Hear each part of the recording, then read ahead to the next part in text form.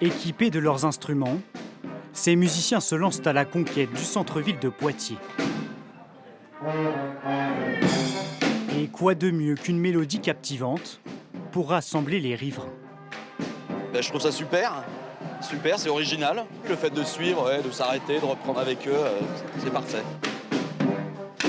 C'est surtout l'ambiance. Et j'ai mes filles, ma fille qui adore beaucoup la musique. Et voilà, on est contents. Une déambulation participative de cette fanfare. Elle fait partie des 41 compagnies qui se sont succédées. Car depuis 4 jours, le cœur de Poitiers bat au rythme du festival Les Expressifs. On arrête tout et on se met tous à faire pousser des chèvres. C'est ça le projet de société? Autre lieu, autre ambiance.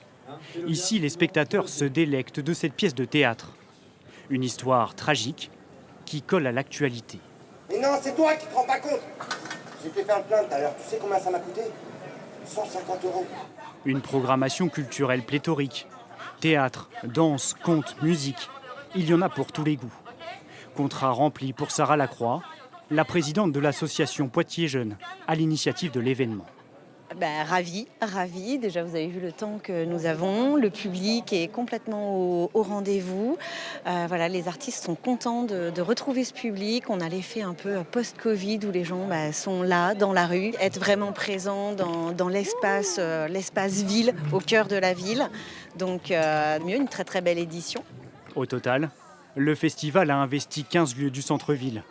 De quoi divertir petits et grands comme ici, avec cette ludothèque itinérante. C'est un match très disputé là. Ah oui. Avec les deux petites filles, oui. Et alors qui va gagner? Moi. C'est toi? Et puis en plus, on n'a pas ce type de jeu à la maison, donc c'est top. Ouais. Maman, c'est gagné. Ah, super. Cette année encore, pour la 27e édition, le festival Les Expressifs aura une nouvelle fois bien porté son nom.